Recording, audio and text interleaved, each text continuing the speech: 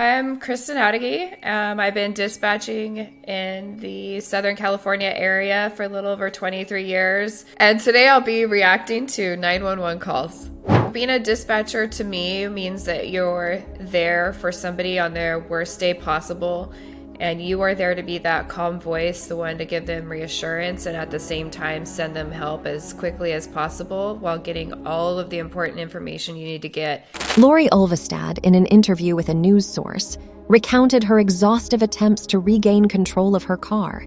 Despite trying various methods such as turning off the key and shifting out of drive, as well as slamming on the brakes, none of her efforts proved successful. I haven't heard of anything like this. I haven't heard about this one. I got chills just thinking about it, like, oh, what would we do, in a city that wouldn't go over so well because of all of the lights and things. But thankfully, when this did happen, it was on a highway. But yeah, like, okay, now how are we going to shut this down? Because I'm not a huge car person. I would only know so many things to try to help her. So this is going to be interesting. 911, where's your emergency? I'm on 35 northbound. I'm at mile marker 86, and my car is just picking up speed. I hit a deer on Friday night, and I didn't think there was very much damage, and the car was kind of slowing down, shaking a little bit. And now I called my husband to see what to do, and all of a sudden it just started picking up speed and picking up speed, and I'm going like 80, almost 90 miles an hour headed to Bethany, and I'm scared to death. Okay. Are you able to hit your brakes at all? We've tried everything. Okay, have you put... My husband is breaking. Okay, have you put your car in neutral? I can't get it to move. I can't get the car to shut off. Okay, you're at the I-35 headed north towards Bethany by the 86 mile. What's your name? My name is Lori. Lori what? Ulvestad. Huh? It's Ulvestad. And I just filled my gas. I have a full tank of gas. Okay, Lori, what's your phone number in case I lose you? And you're not able to stop the vehicle at all, are you? No, I can't. Okay, I want you to stay on the line with me. And I'm so scared. Say Joseph from Harrison County. Calm down, Lori. Okay, so there you see that the dispatcher's calling a different agency to talk to them and let them know. So it could be because of highway patrol, they only cover certain parts of the freeways, so they might be notifying a different jurisdiction of what's going on, but it sounds to me like this dispatcher's working in there by herself, from what it sounds like. St. Joseph, she's coming up into traffic. Can you see what mile marker you're by? I'm at mile marker 90. St. Joseph, she's at mile marker 90 right now. Neutral. She's tried to put it in neutral. It won't shift gears. Okay, turn off the ignition. Lori, can you turn off the ignition? I want a push start button. I don't have a key. So it's just like she has a push button ignition. She doesn't have a key. It sounded like she was giving that information out to the units, so the police officers or CHP officers, and letting them know what she has so far. And on calls like this, obviously you're going to stay on the phone with them the entire time until the officers are able to physically speak to her. Slowly put her emergency brake on.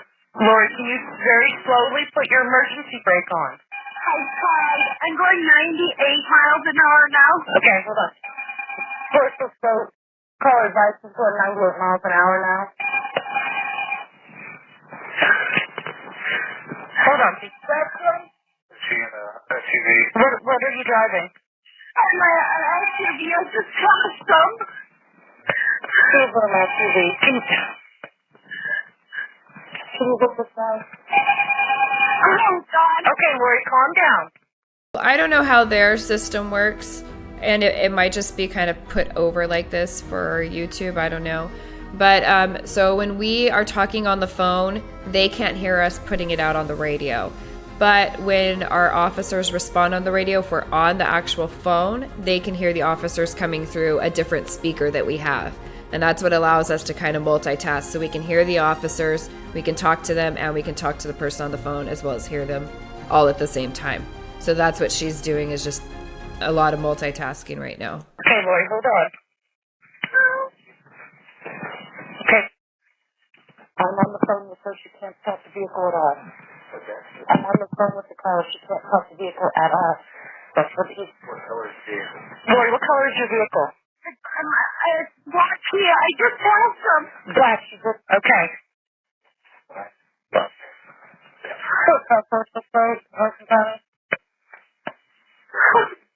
What make is your car, Lori? It's 2000. I don't know. No, I can't see it Okay. now. Okay, it's okay, Lori. Calm down. It's a Sorrento. It's a Sorrento. Oh, God, I had two semis. She's got two semis. Okay, calm down. It could be another 911 or a business line. So she might have other people in there. I'm assuming because it's highway patrol, she has more than just herself. I don't know how they handle their calls. I've never been in their call center. But so she could be telling somebody, hey, pick it up and start handling it, because you can't disconnect with this kind of caller. But sometimes the worst things happen and you're the only one in there, and you still have to see if this other person has an emergency and what it is. And if, God forbid, it's a emergency, you're going to have to juggle the two, which it's happened and it sucks, but it's something that we have to do that doesn't always happen. But and then I wanted to point out too, when she said SUV, okay, like what kind of SUV, the make, model. And then if she said, hey, I just passed him, me personally, because we've had issues with cars and stuff, I'll tell them to put their hazards on at least. I mean, you would think he'd see the car that like zipped by at like almost 100 miles an hour, but you never know. But yeah, at least put on your hazards, and then the other cars seeing you will see you're driving erratically with your hazard lights on, and maybe that'll get their attention as well. Okay, Lori, push on your brakes and see if you're able to change gears. It's not. Okay, okay, Lori, just... And there's more cars. Okay, I want you to push on your brakes to see if you can change gears. Hit your brakes. Okay. And now try and change your gears. Down to neutral. What? It's not working? No. Okay. I need one of those. It's over me. What? I want one of those. I don't want me. God, please. Oh my God. I'm scared to death. All right, I know you're scared. Just calm down. What mile marker are you at now? I don't even know. 96. 96. The lady, Lori, is freaking out. And so, like if you start acting in an irritated way or start yelling at her, you're just going to raise her heart rate and her anxiety that much more. She's already freaking out. So you want to stay calm and just ask the question. And when she's like, it's not working, I just literally asked you to in your head, you're thinking, I just literally asked you to do something. You didn't do it yet. So, and it could be Lori's like, hey, I already tried all this stuff. I'm not going to try it again. But now they're asking her to do two things at once instead of just one thing, just the brakes or just the gear. Now it's the brakes with the gear, and hopefully maybe something will trigger the car to like shift it out and do something. So yeah, sometimes you just have to reiterate what you're saying. Be like, okay, yeah, I mean, how she did it was perfectly fine. Be like, I understand, Lori, it might not have worked before, but as we're going, let's just try it again and see if maybe something's changed. And then maybe like a little bit of rationale will like come in her head, and she'll be like, okay, I can do this and we'll try it. And she did, and unfortunately it didn't work again. She passed the troop or the officers. You're around that area? Where's 468 at? Yes, it's on the 468. Where's your location? I wonder what the behind the vehicle runs in front of 96 over there in front and back of you. Okay, Lori, you see them? They're in front and one's in back of you? Got a vehicle around there? Yes. Yeah. All right, just stay with them. Don't try and pass them. Okay? I know you're scared. But you're doing a good job, Lori. Oh, my gosh, what are they going to do? Like, that's an insane amount of speed for anybody to be driving, just in general, you know, and then knowing that people don't pull over for officers, even when they have lights and sirens going, and they're going at like a semi-normal high rate of speed, which I guess would probably be like 80s or 90s, but to be going 108 with a quote-unquote unexperienced driver that isn't taught to maneuver, like, you know, I don't know, that's just crazy. Like, oh my gosh, what are they going to do now? I hope she doesn't flip. And I was smiling when the dispatcher said, okay, try not to pass him. I'm like, it's beyond her control. She can't pass him. You know, it's not her decision if she passes him. She doesn't want to, trust me. So that's why I was smiling there. Okay, Lori, they're gonna clear the roadway, okay? Okay. So you're gonna be fine. Just stay with me. I know. Do you want me to update your husband? Okay.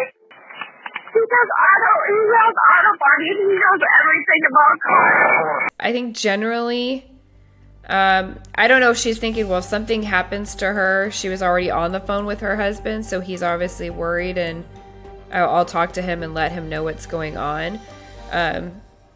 After she already asked for his name and information, the wife did say that he's like a car guy, so he might know. So maybe the dispatcher's saying like, okay, cool, I'll call him and see if he has any information on how to stop this car, because if, you know, the average person's not going to know anything, but maybe somebody who's a car fanatic might know a few tricks to get it to slow down.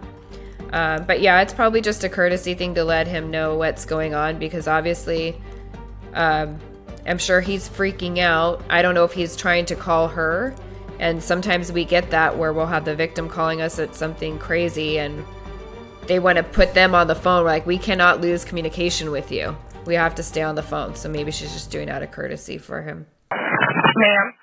Yeah? Can you see what mile marker you're at? 109. 109? Yeah. 774, 109 mile marker, heading north. Okay, we have a car that's unable to stop, going over 100 miles an hour, and it's heading into your county. Sometimes a lot of different people, officers or what we call lieutenants, supervisors come in the room, especially for probably something like this, and try to like give suggestions or try to help or make different phone calls. I'm sure they have their mapping system up to see each mile marker or exit that's coming up, and probably, I would assume, setting up like road traffic and blocking the on-ramps the on-ramps to the freeway, so that way it stops more vehicles coming on until she passes them. That way they're kind of clearing up the freeway as they go. Like I said, I think on this one, if they go through different jurisdictions, they're going to have to let other agencies know what's going on. So they have to know, hey, she's going at this speed. We have this many troopers involved. We're blocking traffic. This is the car she's in. Right now, all we have is a person in front and in back. And so they're notifying their units too, which also might help block the roadway, or they might, some cases, they might take over and help as well. You've heard other phones going off in the background if you're paying attention to the background noises. So there's probably other phone calls coming in. It could very well be other people on the same highway complaining that there's not a car that's speeding off and stopping for the units. But, you know, life goes on, and that's, I think, the nice thing about not being in law enforcement is people don't realize what's going on around them. So for them, they want their assistance right away for whatever they're going through. Meanwhile, they're handling this high, intense call, and it is definitely an emergency, whereas somebody might be upset that there's a car blocking their driveway and that's their emergency and they need somebody out now. So, but we all have to handle all of the calls with the same level of professionalism. Sometimes they might have to wait longer to get help because this one is going to take precedence over anything else. So, and like I said before, people could be looking up on Google trying to how to stop this type of car or just a runaway car in general, and probably trying to bounce ideas off of each other with what to do, because I'm sure pretty much nobody there has ever handled something like that before. I could probably say that with 100% guarantee. The troopers in the ditch? Okay. Okay, Lori, I need you to calm down. You're doing fine. Well, that's scary knowing that. Like, I probably would have asked, okay, did he flip over or did he just go into a ditch? So that way I know I really need to start sending paramedics, and what mile marker was it at? So I'm guessing because we didn't hear that on the radio, it was put out on a different frequency. So there's probably somebody else that's taking care of it. Because if there's already, I think she mentioned there was one in front, one in back, an unmarked vehicle, and now the 774. So there's 4 of them. One of them would have seen their partner go into a ditch and be able to call it in too. But yeah, that's scary. And for that dispatcher to be like, okay, well, he's fine. How are you, Lori? Let's keep going. And, you know, like, it is what it is. I mean, kudos to her for keeping her head on straight and being calm and keeping Lori, you know, trying to bring her down and keep her calm while she's driving that way. Okay, are you still in Missouri or are you in Iowa yet? You know, they don't even know. Okay. Hold on. I would think because she already knows that she's coming up on state lines, that we have like tons of different phone numbers in our call system, in our call log, and our phone tree, I should say, and we're able to like pull that up and just click on it and call the other agency. So this is just a different style of jurisdiction. So now it's not going across different highways; it's going into a different state. So they would call them and notify them as well. And then I'm sure her officers would be giving her the location of where they are, like update, we're going this many miles an hour. This is the traffic flow. This is the mile marker we're at. So she might just be asking her that just to ask her some questions and kind of like take up some of that dead space, because there's not much conversation to really be had right now. So I'm sure it's just another way of checking in with her and reassuring her that they're there and helping her out. The harrowing ordeal was captured on a dash camera video by Missouri State Highway Patrol officers who had started trailing her. The footage depicts Ulvestad's terrifying experience as her vehicle traveled a staggering 59 miles at speeds reaching up to 115 miles per hour. Desperately maneuvering to avoid collisions, she resorted to swerving between cars and even driving over the highway median. In the midst of the chaos, she sought help by reaching for her cell phone and dialing 911, pleading with the operator for assistance. Following a tumultuous 35-minute ordeal, Ulvestad skillfully released the accelerator, applied the brake, and brought her vehicle to a halt. She was eventually able to hit the brakes and slow down the car. So doing the same thing that she'd already done those past 30 plus minutes ended up working. So repetitively trying to do something when that's all you have to do, you might as well just keep doing it and hope that something jilts it. So maybe going up and down those embankments, and she should be like a NASCAR driver, being able to peel around cars like that and be able to go off into those sideways median ditches and be able to pop back up onto the freeway without crashing. That's crazy. But yeah, wow, I didn't think it was going to end a good way, but I'm glad it did. That dispatcher was amazing. Clearly you could see all the multitasking she was doing. She was on the phone with the husband, with Lori, and on the radio with multiple units, typing a bunch of stuff as well. And it sounded like talking to somebody in her station too. So she's doing all of that while keeping a level head, and you never hear her raise her tone of voice or anything like that. And she did a lot of reassuring to let Lori know that help was coming and that she's going to be okay, and trying to keep her as calm as possible too while they figure this whole crazy scenario out. Miraculously, she emerged from the crash without any significant injuries. The car manufacturer, Irvine, has expressed its commitment to assisting Ulvestad in finding a resolution to the issue. Ulvestad's remarkable handling of the situation has garnered admiration, with patrol spokesperson Sheldon Lyon praising her ability to navigate high speeds, maneuver through the median, re-enter the passing lane, and negotiate the asphalt lip without overcorrection. Lyon described her repeated actions as truly awe-inspiring. It's kind of weird, I think, over time. Once you're on those calls for a few minutes, your heart rate starts coming down and you kind of get into the groove, I guess you can say, of taking that call. Like, all right, this is what I'm dealing with. This is what I got. Let's go and handle it. So it's always on a case by case. And I think the longer you go, the more, yeah, kind of used to it, you kind of get, but it takes time and practice and a lot of willpower to stay calm and just know, like, okay, we're getting them help, but I have to stay on the phone with them this entire time until they get there. And it feels like eternity, like you said. It feels like a long time.